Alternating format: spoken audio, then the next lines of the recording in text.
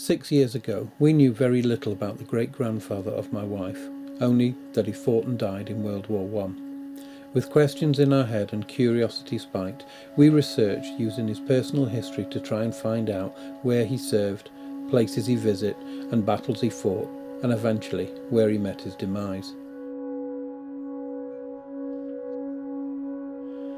We decided to set ourselves the task of searching military records, digging online, and began to piece together the life of Richard Evans from a century ago and restore his memory to the forefront of his living relatives.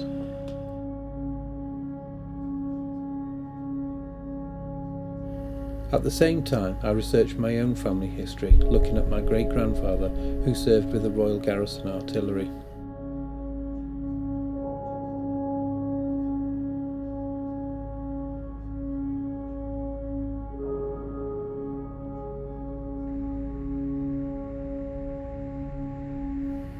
With enough information and a loaded camper van, we headed to Dover and onto a ferry, and as the lights of the port faded into the dark, we soon arrived at the other side, docking at Dunkirk.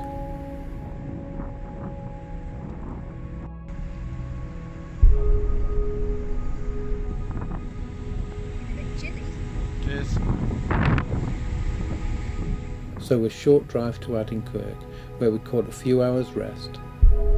Dunkirk was popular for tobacco sales, but before that it was an aid station in World War I. No visible signs remain of the hospital, but a graveyard remains to mark those who never made it home again. Our first stop, Panne, to a military graveyard laden with fallen youth of Belgium, where we went to pay our respects.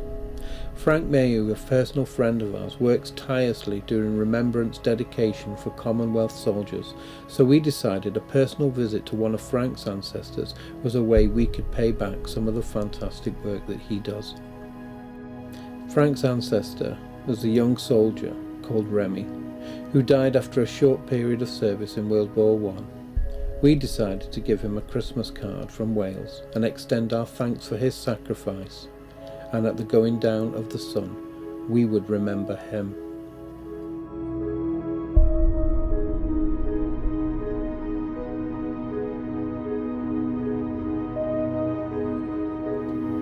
After visiting Panne, it was time for one last look along the many ranks of the fallen, and then drive to our next destination.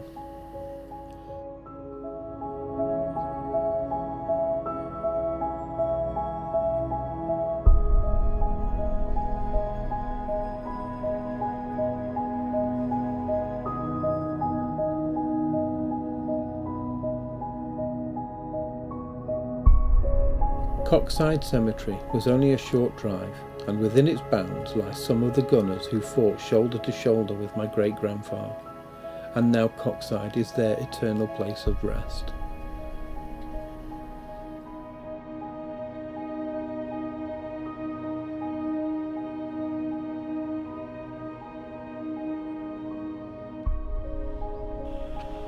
This is Coxside Cemetery in Belgium, and this is where some of the soldiers of 14 Heavy Battery who served with my great-grandfather were killed. Second Lieutenant A.W. Peggy, he was killed 17th of August 1917, aged 21. On the same day, Second Lieutenant P.R. Purdy, killed 17th of August 1917, he was aged 24. On the 4th of September, Gunner Dawson was killed. He was aged 26. On the 4th of September, also, Gunner Newman was killed. He was aged 36. And on the 7th of September 1917, Bombardier, or Acting Bombardier J.C.P. Adcock was killed. He was aged 26. The two officers came from Scotland. Gunner Newman came from Leon Solent near Gosport, and Acting Bombardier Adcock and Gunner Dawson were both from London. I looked through their war diary of 14 Heavy Battery, and when Gunners Dawson and Newman were killed, It says the wagon lines at Coxside were bombed by enemy aircraft on the night of the 5th and 6th. 1 man was killed and 4 were wounded. The following day the wagon lines moved to Bray Dunes, and only the officers and chargers being left at forward wagon lines between Coxside and Le Panne. During the month the battery continued to be very active, and cross-observation was carried out as in August. Harassing fire by the enemy continued and several casualties occurred. It's possible that one of them died of his wounds later. I want to go back to August now. At August 1917, when both the officers were killed, it just says, during this month the battery continued in position in the front of East Dunkirk. A large amount of shooting was done both by day and night, and during the day all shoots were cross-observed from the battery's OPs in Newport and Newport Bains respectively.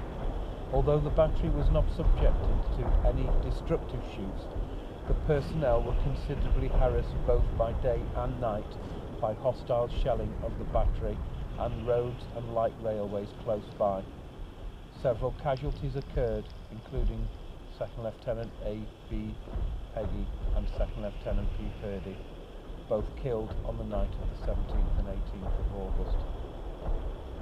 It probably would have resonated quite strongly through the battery, because most batteries in the artillery only consist of 100 men. So they would have been well known. So it would have been quite a memorable night for them.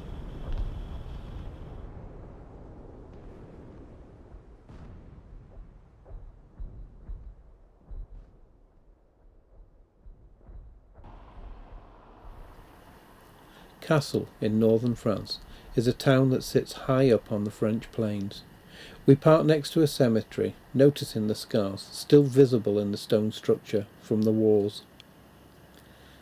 The town appeared not to have changed too much from when the soldiers first marched through in early 1915, were it not for the obvious difference in the vehicles of today. We noticed above the shops more evidence of war damage to the structure, the buildings wearing them like medals to show their defiance from the occupation that came.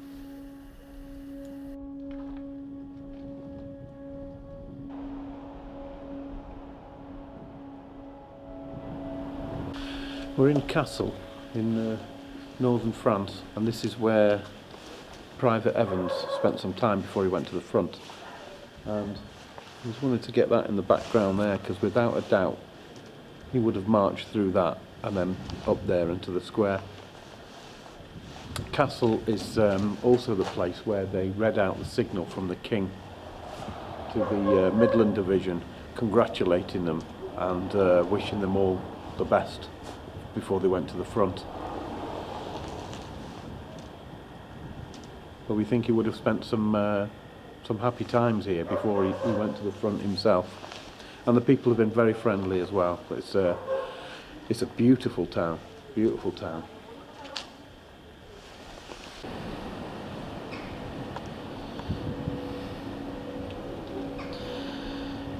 Private Evans, coming from Chapel-on-le-Frith, would have been very familiar with these types of streets, narrow cobbled streets, which is very typical of the town that he came from.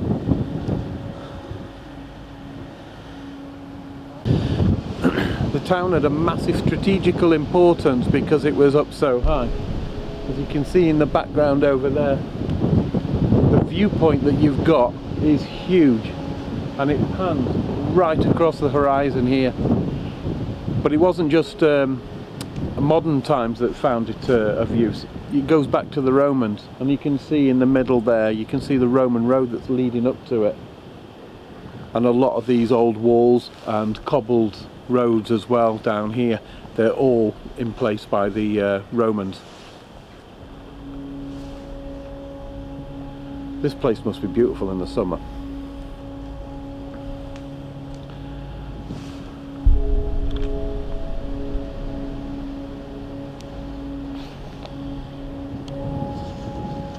And just over there you can see where we've come through the archway.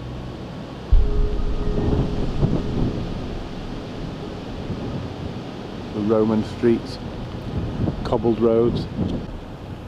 Windmills placed highly capture every prevailing wind which is in abundance from such a high vantage point. Ferdinand Fox was Chief of Staff of the French Army. He was a general and theorist, served as Allied commander from Cassel during World War I.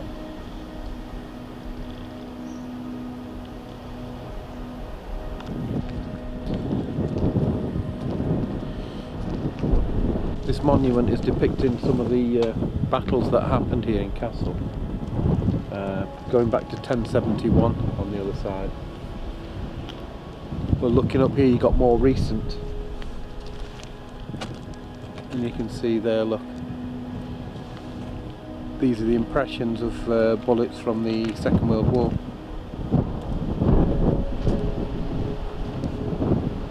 Possibly fired in an act of defiance.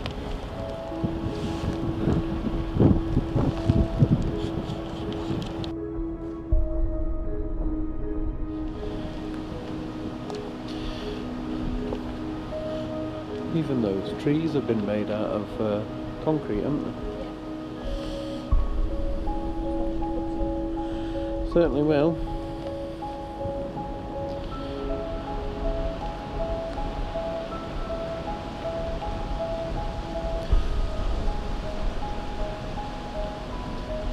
Oh wow, look at this.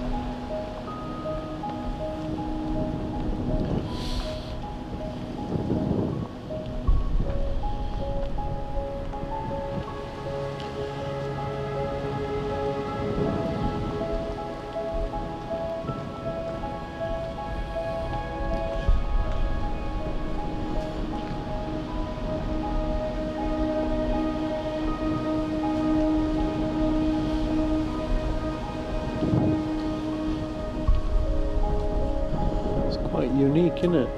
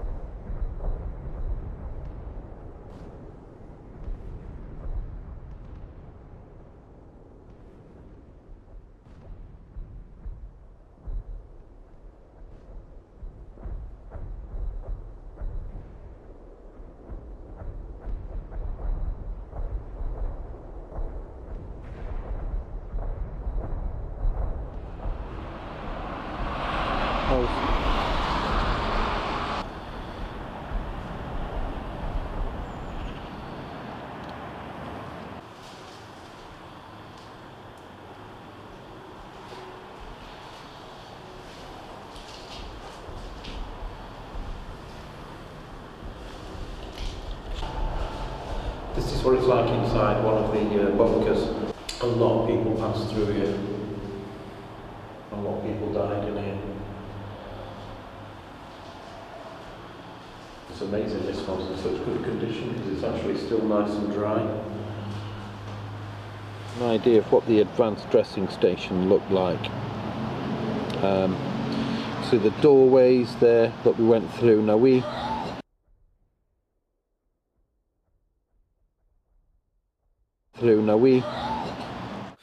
the reason I wanted to elaborate a little bit more on that scene at Essex Farm Cemetery is when I was filming, I didn't actually hear the cough, and also in the next scene when the camera pans up you can see that Tracy is actually quite far away from the camera as well.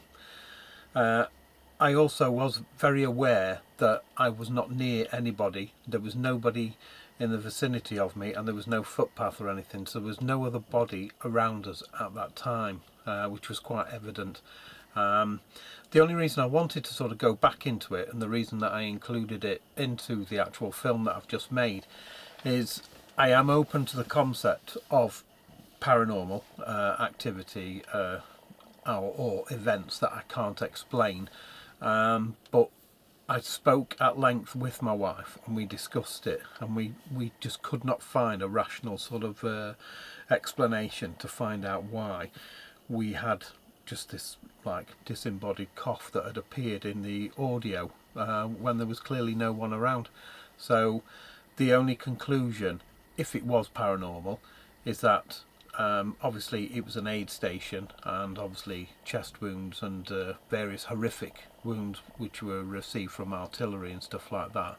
Then could it have possibly been the sound of a soldier coughing, struggling for air, struggling for comfort, and we just happened to pick up on it on that day? So that's the reason I left it in, just as a talking point and a point of interest. Obviously I agree, people will say no, it was just pure chance or something, or it was somebody that I didn't see, but we did look around and we were pretty much alone, and there was no one near us when we were doing the audio. And that's a wrap.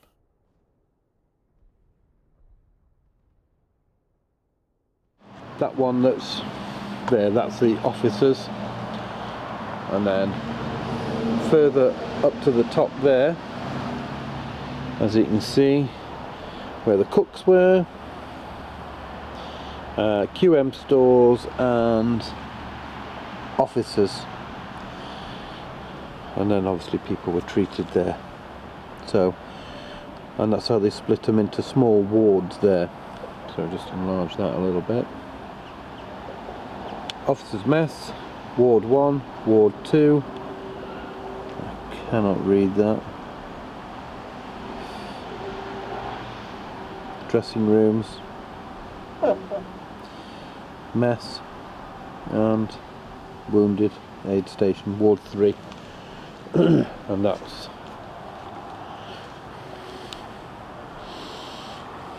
in here.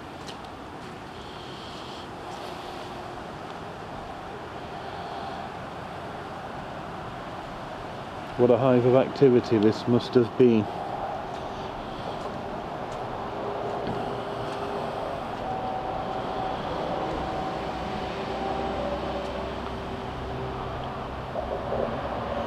And there is the man himself.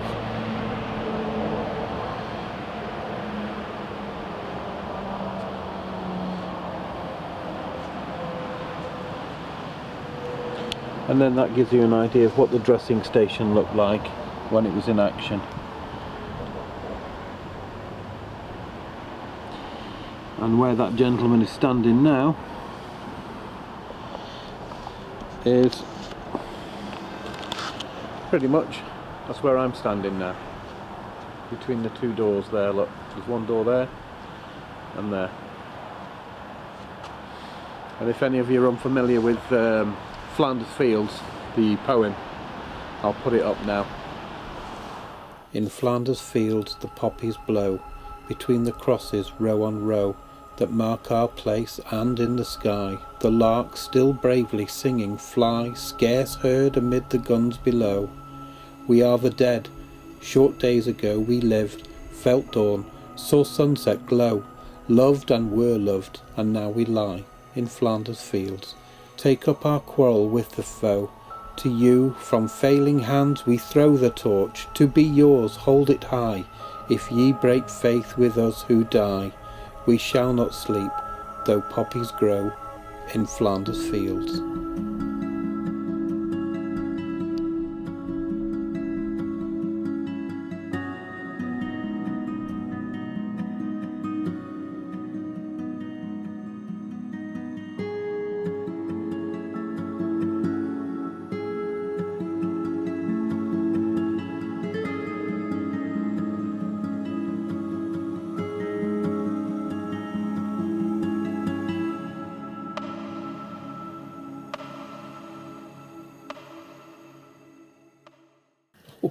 That'll do.